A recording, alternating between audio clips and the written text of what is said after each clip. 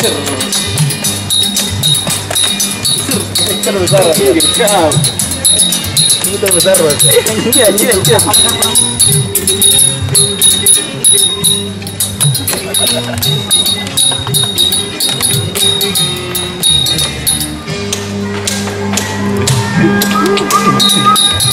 Satu macam itu bidang pekerjaan.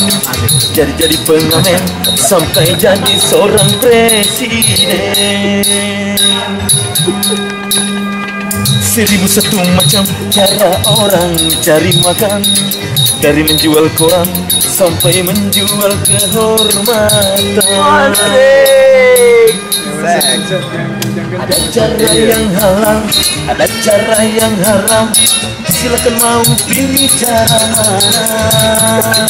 Namun semua cara ada tanggung jawabnya di depan Tuhan dan manusia.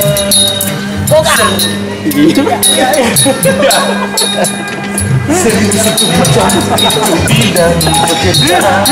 Dari jadi pengamen jadi seorang presiden.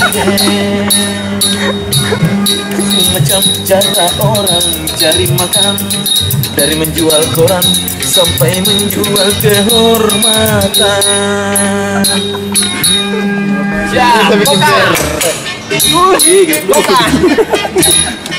Main level dulu juga naik dulu ya.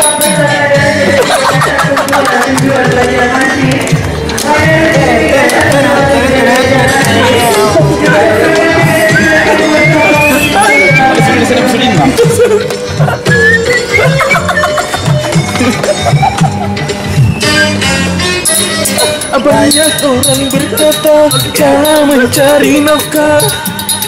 Cari yang haram saja sudah susah, apalagi yang halal. Jangan didengar. Jangan didengar, itu salah kita. Jangan didengar. Jangan didengar itu salah.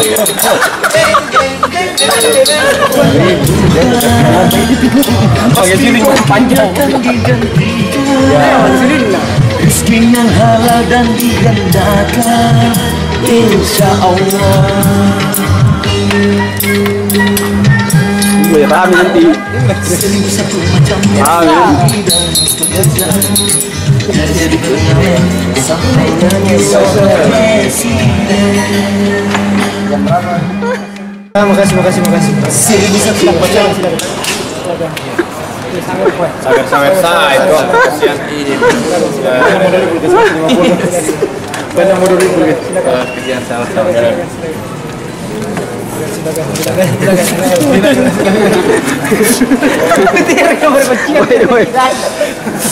Tasku di mana tasku?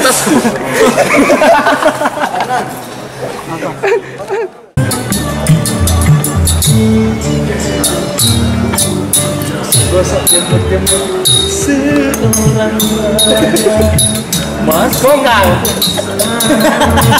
dalam memutuskan persoalan cinta.